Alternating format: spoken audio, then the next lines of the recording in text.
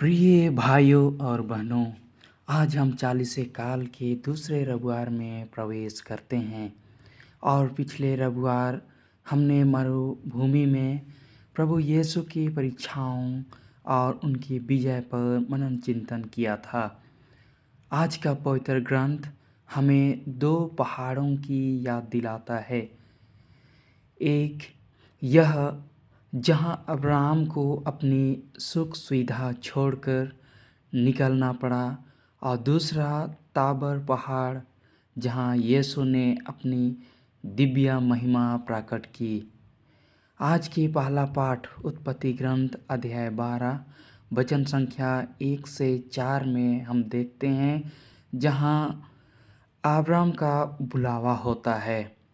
ईश्वर Abraham से कहते हैं कि वह अपना देश और परिवार छोड़कर उस भूमि की ओर प्रस्थान करे जो ईश्वर उसे दिखाएगा।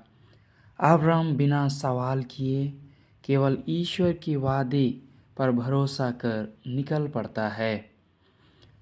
ईश्वर हमें हमारी पुरानी आदतों और मौज मस्ती से बाहर निकालने को कहते हैं। सच्चा विश्वास ईश्वर की आवाज़ सुनकर कदम बढ़ाना है, भले ही आगे का रास्ता हमें साफ ना दिखे। दूसरा पाठ तिमोथी के नाम संत पौलुस का दूसरा पत्र अध्याय 1 वचन संख्याएं 8 से 10 में ईश्वर की शक्ति और कृपा का प्रयोग होता है। संत पौलुस हमें याद दिलाते हैं कि मसीही जीवन में दुख और कठिनाइयाँ आ सकती है, लेकिन हमें ईश्वर की शक्ति पर भरोसा रखना चाहिए। हमारा उद्धार हमारे अच्छे कामों से नहीं, बल्कि ईश्वर की मुक्त कृपा और योजना से हुआ है।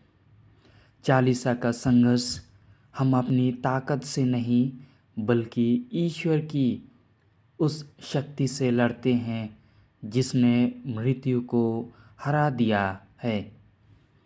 सुसमाचार में हम देखते हैं प्रभु का रूपांतरण।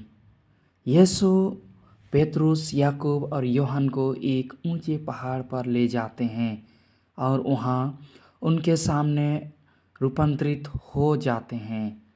उनका चेहरा सूर्य की तरह चमकने लगता है। बादल से पिता की आवाज़ आती है, यह मेरा प्रिय पुत्र है, इसकी सुनो। आज की दुनिया के शोर में हम सबकी सुनते हैं, सोशल मीडिया की, समाज की, अपने डर की, लेकिन क्या हम यीशु की सुनते हैं?